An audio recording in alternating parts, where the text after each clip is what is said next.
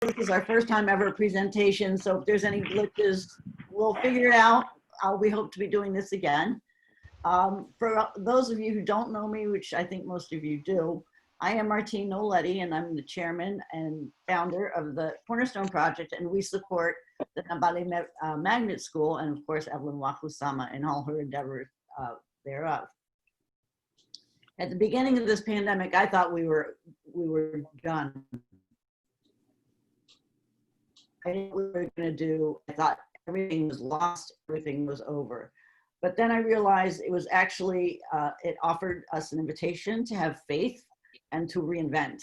And so that's exactly what we did. And I'm holding my sweet friend, Jamie, in such gratitude for holding my hand through this process, because I'm sort of a dinosaur and I'm learning. And thanks to his patience, it's all working out. Last year, I had never even heard of Zoom. Now look at us. We're operating in very significant ways in very many places all over the world. So I think that's something good that's come out of this. You were all invited here because of your gracious donations of time and resources to the Nambale Magnet School. I am so happy to have this presentation. And I really mean this from the bottom of my heart, so that you can see what good you have done and what has come of your support. It doesn't go into a black hole, and this is why we're having this conversation. It's to honor what you have helped us do. Your support cannot be overstated. I mean, it is why we have done anything at all. So that's why you were invited specifically. I will present in a moment my friend and partner, Evalyn Wakhusama. She will be giving us a report on the school, how the school is faring during the crisis. And anytime during the presentation you would like to ask a question or say something, just write it in the chat. And maybe, can you tell us how to do that, Vivian? They can just, can you hear me? Yeah. They can just go down to chat and click on it, and then at the bottom of your screen in the middle, there's a chat. You can click on that. If you and then all those comments and questions we will bring up at the end of her presentation, and we'll just have sort of a question and answer period. So without any further ado, Madame Evalyn, the floor is yours. Thank you. Such a pleasure to communicate with you in this new way. As we do this, I am right in school in my little office. Those who visited the school may remember this office because it's already dark. It's past 7 o'clock. I'm facing the doorway so that I get to see the light. But the school as it is rather quiet because towards the end of March, the government closed all schools. And that was 2 weeks before we officially closed for the April recess, which would have been 3 weeks. And we would have reopened at the beginning of May and had another second trimester, which would be ending at the end of July, beginning of August. But because of the pandemic, we closed, and since then, it's been very quiet. And that is a new thing for us, because this is the longest we've ever closed since we began the school in 2009, when we just had 35 students aged between ages 4 and 6. Growing over the years, we added our numbers. And by the time we were shutting school this year, we were at 450 with 82 students in high school in various places in the country. So all those kids in high school, as well as our own and other schools in the country, have been home since March. And over time, we've been hoping that the situation would change. But what has happened in the recent weeks, and particularly the month of June, the number of COVID-19 positive cases have continued to spike. We had a lockdown of some places, Nairobi, Mombasa, Mandera, those that looked like with large numbers of infections. And it got to a point where, because of the economy, the president was forced to reopen those places yesterday.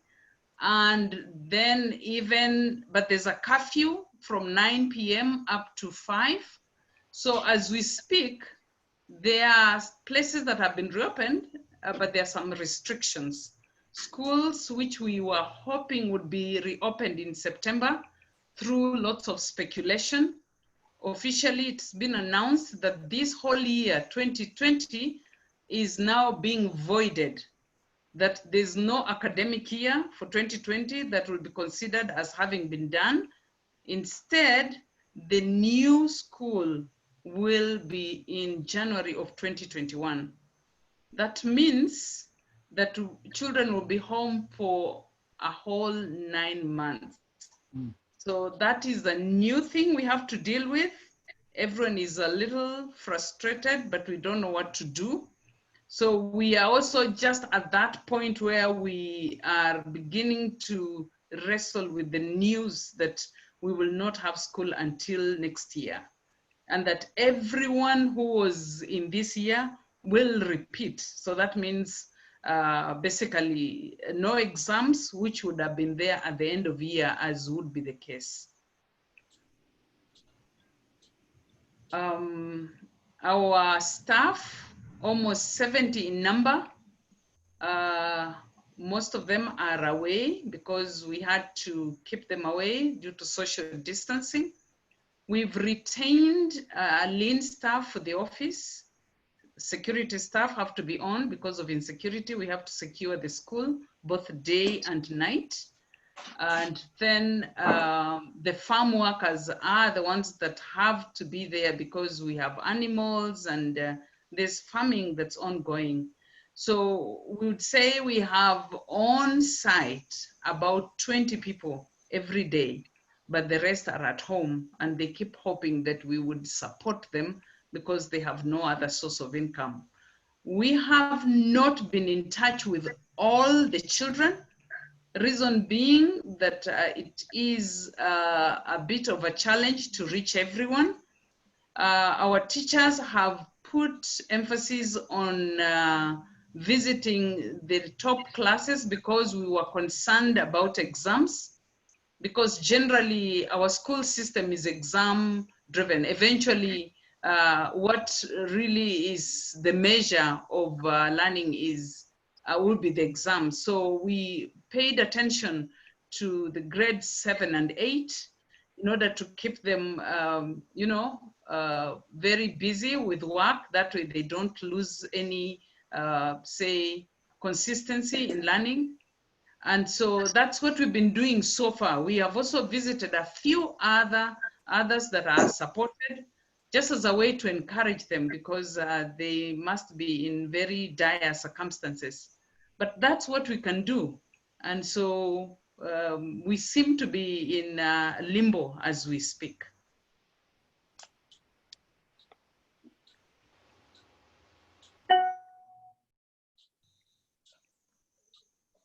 Is there any question or anything you'd like me to clarify?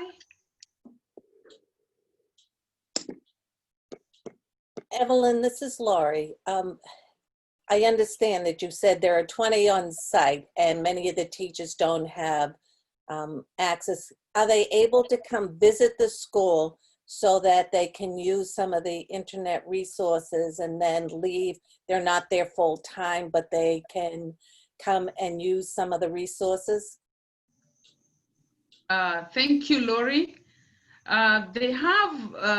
They could come, but I do not know how that would benefit them, because one, they will not be able to reach the children because our children don't have access to technology.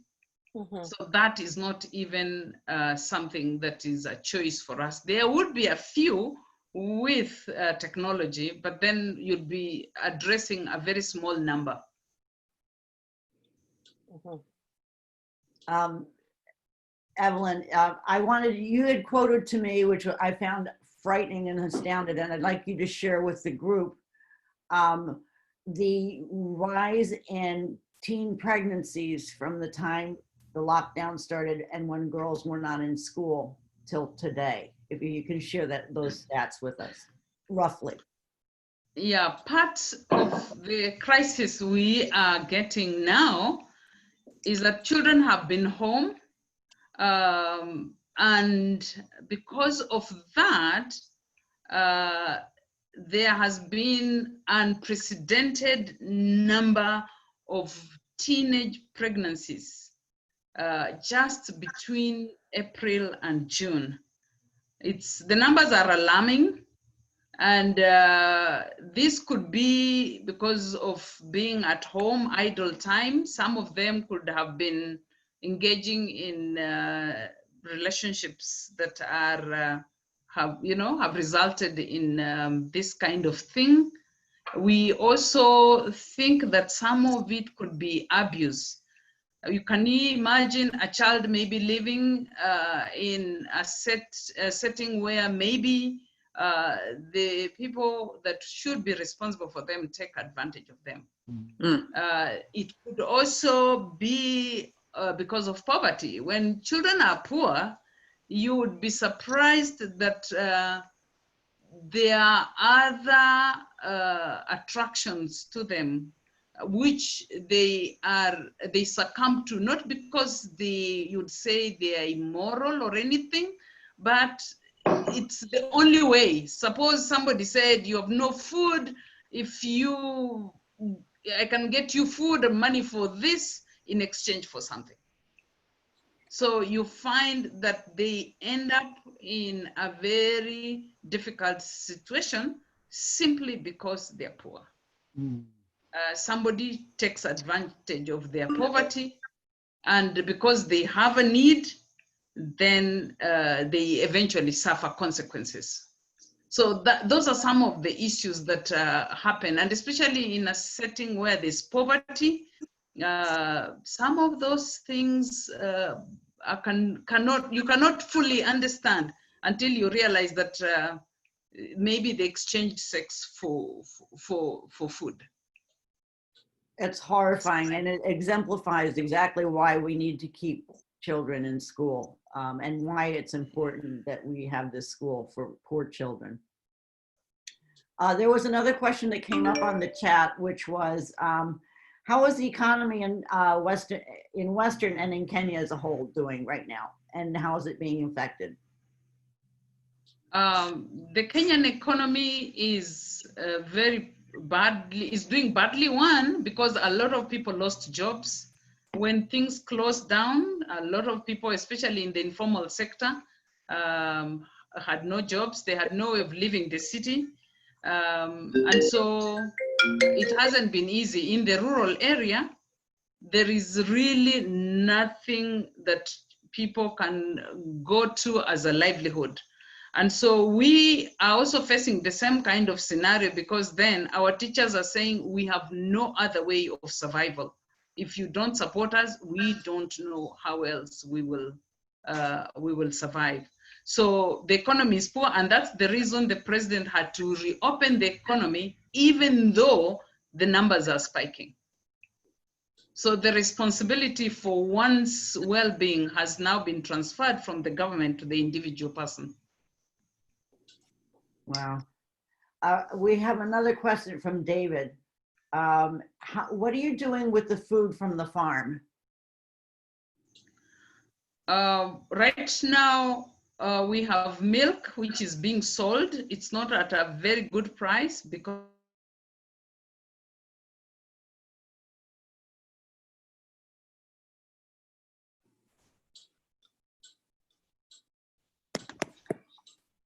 everyone got muted again, Vivian. Let's start over. I just said that some of the things we produce on the farm, like milk from our dairy cows, which we do sell. Then we also have eggs, and those ones are selling very well because we've made a good clientele that continue to come to us. And then we also sell piglets and vegetables. So those are the things we try and sell. How is the sewing center faring? Right now, there's no business. When we began with the COVID-19 effects, we started producing masks, but then everyone got into mask production. And so really, there's no market for it. So they've been just doing few uniforms to keep themselves going. But we think that we're also going to ask them just to go home, because then there's no point staying here if there's nothing to do.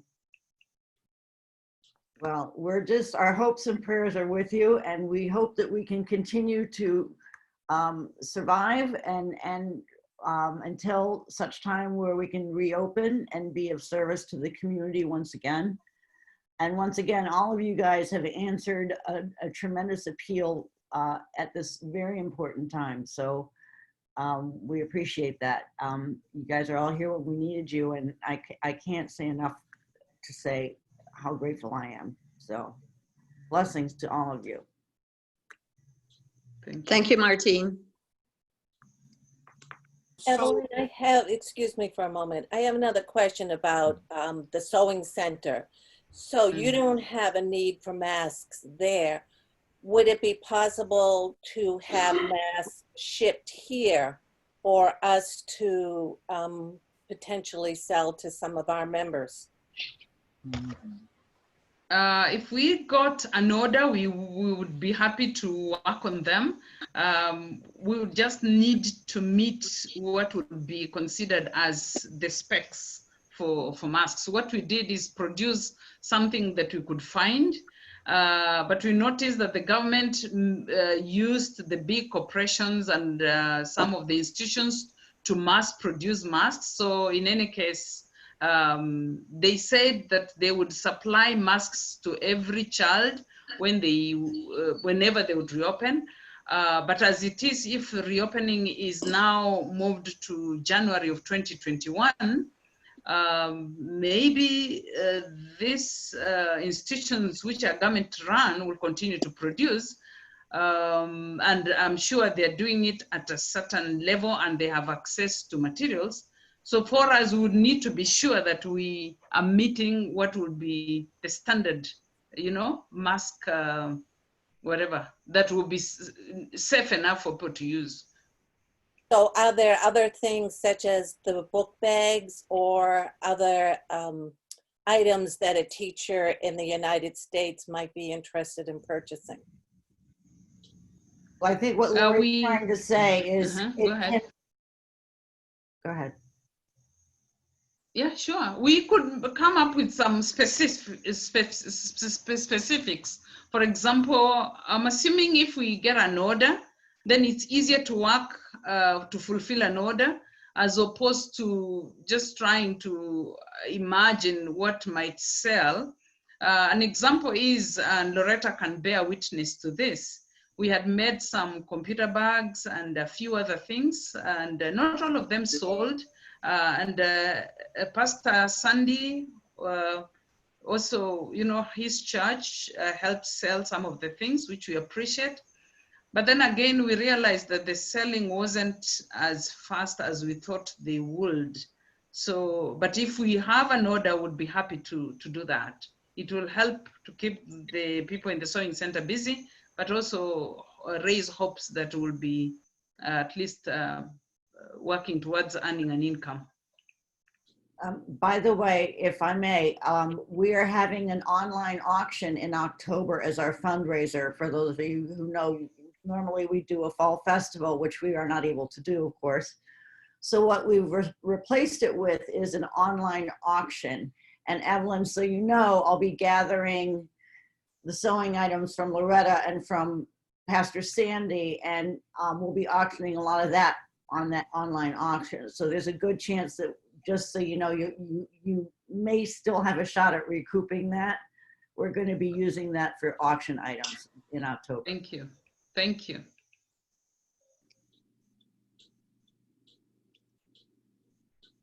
I had another question. Well, actually, there's one of my questions, my question is, what is the COVID rate in Nambale, in the area? How are you guys faring in comparison with other parts of the country? We are not able to tell the exact number of people who are positive. The reason being, the numbers first are controlled by the government, so we just get to hear it on the news. But because we're in Busia and very close to the Uganda border, we've had a higher number of COVID-19 positive cases in Busia because of the border point. It's been said that truck drivers, when crossing over to Uganda and having come maybe all the way from Mombasa, where COVID-19 has been high, or even along the way as they travel, may have picked up the the COVID-19. And so there's been a restriction at the border point, both sides of the country having their own set of rules as to how they would control that. But then as a challenge to Busia, then these people camp here for weeks before they cross, before they are cleared to cross. And so the numbers in Busia have been high. So what is announced by the government would be more, we've had maybe so many people, and the highest numbers are Nairobi, Mombasa, and the third one will be Busia. So we've been a bit scared. The reason being, Busia is our town. That's where we do any banking, any major shopping. So many of us are afraid to go into Busia because the trucks were at one point were so many that they were packed by the side, and it was even difficult to navigate through Busia. So we realize that the government has qualified that is truck drivers, but these truck drivers are certainly interacting with the locals while they wait to be cleared. But we've tried to stay safe. So there's no way of telling how many are positive. And in any case, it's not that the government says those are the positive cases they have announced, those are the positive cases. I think there is a limitation in terms of testing. So the testing is not as, extensive as should be. Okay, I'm going to skip another COVID-related question in there and then have you respond to Peter and Karen's question, which is on everybody's mind. But how are COVID tests readily available? That's from Jamie. They are controlled by the government right now. They think half of the country has places where they test those COVID-19. So if right now one has to be tested, it's possible the samples may be taken to maybe like Kakamega. I don't know if that's the closest point, but every county was supposed to come up with a hospital or a place where COVID-19 patients will be held. So, and they had even said they should have a minimum of a 300 bed number ICU, intensive care unit. But I understand only half the counties have been able to make that preparation. Okay, yeah. And here's one that's on everybody's mind. What gives you hope in these very trying times?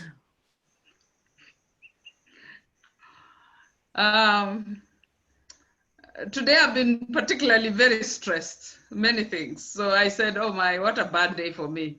And, but I've seen that one thing I believe, bad times don't last, or tough times don't last. Tough people do. So I know that however hard days might be, I look back on days when we've sometimes been through difficult times and somehow we've made it. And so if we were able to go through some of the trying moments, I believe that this will pass.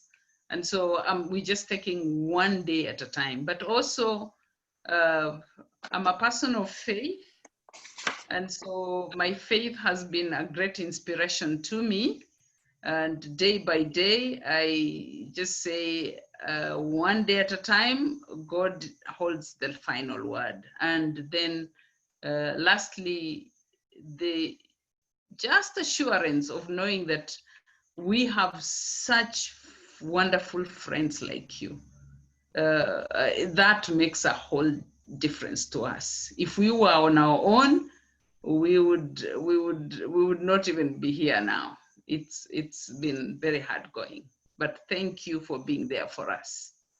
And that was my other reason I was excited to have this, is that I wanted everyone to know how important you guys were in making this happen. And I also wanted Evalyn to see that, yes, during these times, here are your friends. We're here for you. We love you. We want you to succeed. Thank you. Okay, so Thank you. this, Wonderful answer. go ahead. That was a wonderful answer. Yeah. Oh, thank you. When times get tough, keep on going. Exactly. Yeah.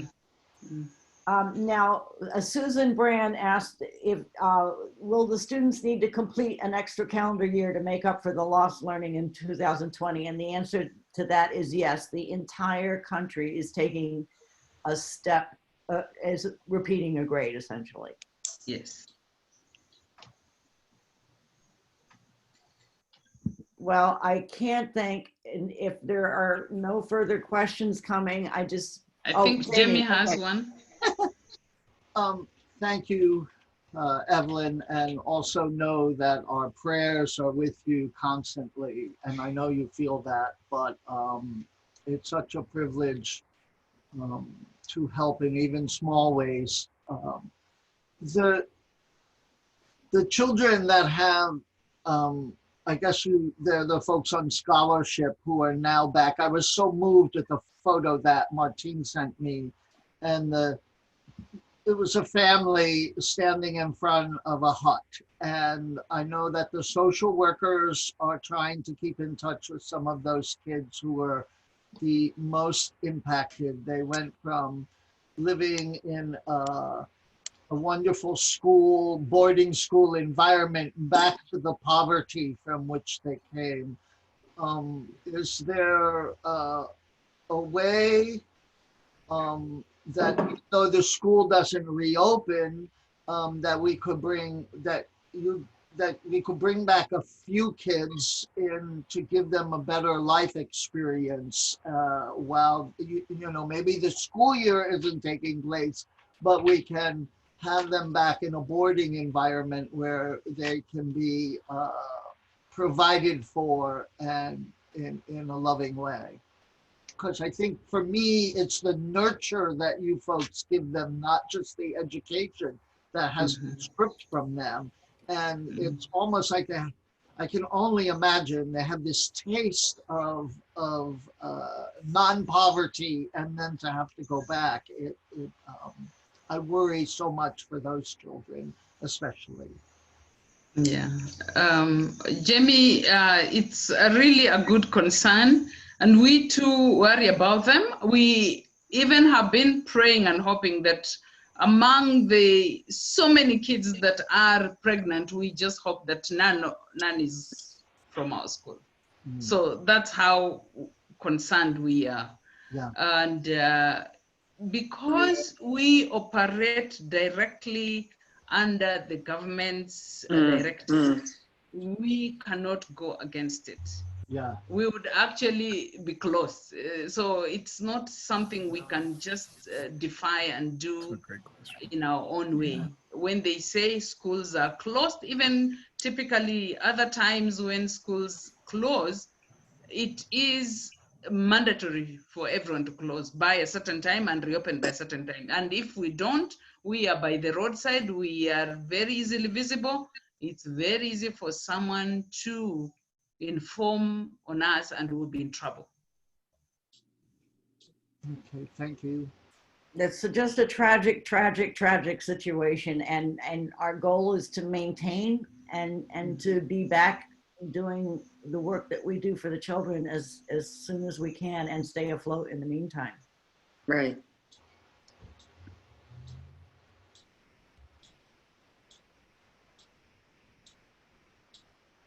Do we have any other questions, comments, statements, feelings?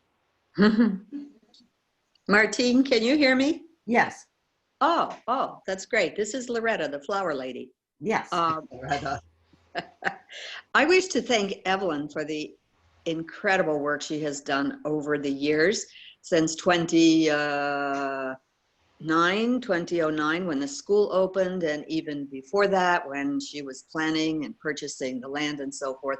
But to think that on a patch of land, I think it was even a bit swampy, was it? Some parts of it, this beautiful school with happy children has risen, and so much has been done there. Water, vegetables, animals. The Kenyan way of life is farming, and that's very important, and it helps to sustain the school. The eggs bring in an enormous amount of money every year, and if you saw the chicken coops, you would be totally floored, right, Martine? Because we saw them. Yes, we saw them last year in November, I think. So it's the work that our supporters are providing, the monies that they're supporting, are providing, are truly being used in very conscientious, caring ways, all under the guidance of an incredible, incredible woman, the director, Evalyn. And we thank you, Evalyn, for everything that you have done, every detail. Some days I cannot imagine how you stay on top of so much. It's amazing. Thank you, Evalyn. Ditto. Thank you, you. Evelyn. Thank you. Thank you. You are my heroes. I don't think I deserve this. Yes, you do. More than. I should have prepared a speech, but this came right from the heart. So it's probably better than a speech. Yep. Nothing better than that. And I think that we would like to continue doing this format. Excellent. I think that it offers a lot to our donors to be able to hear firsthand what's going on. I think that's invaluable. And I know, I feel like if I feel connected, I understand what's going on. There's more compassion there, and there's more of a willingness to not feel like you're in a void. So I would like to continue doing that. And I'm hoping to also invite other groups. There are a couple of other groups that help with the Nambale Magnet School, Wix USA, of which Peter and Karen Stevinger and Loretta Smith are a part of, and also John Gill. And John Gill. I'm sorry, I didn't see your face. I was like, I missed you. You just your name. And there's another group whose chairman is Karen Calby, and she has the group of people that helps to support the school. So I'd like this to be sort of a periodic platform by which people can really find out where their dollars are going, how they're being used, and in what way it's impacting the school. Because if you don't have the understanding of why you're doing what you're doing, what's the point of doing it? So I would like to make this a regular event if everybody thinks that's a good idea. Personally, Loretta, again, I think it's excellent. I have written a whole page full of notes here. Are you going to, and you're going to send this video out to everybody? Well, I'm going to put it on a YouTube channel, and it'll be available on YouTube. Oh, better yet. Better yet. Yep. It's excellent. And to see Evalyn in person and to be able to ask her questions is really key, especially right now at these times. Thank you for being. We have to stay connected, or we'll feel very much alone. Yes. Well, thank you, everyone. Thank you. And I'll send you all links to the YouTube video. Perfect. Evalyn, would you say a prayer for us? I love when you pray. It's so moving. Oh. Okay. Let's pray. We thank you for our time together. Though separated by miles and time, we know that our hearts are together in a common mission to change the world and make it a better place. We pray for the children wherever they are, the staff and the community of Nambale.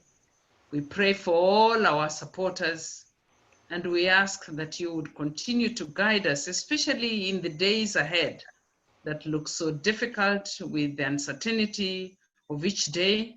We can trust you because you are in charge. So we bless you for this day, now and always. In your name we pray. Amen. Amen. Amen. Thank you. Hi, Thank you. Jamie. Thank everybody for being here, and we'll all be in touch. Bless you all. Thank you, Martine. Thank you. Bye. Bye-bye.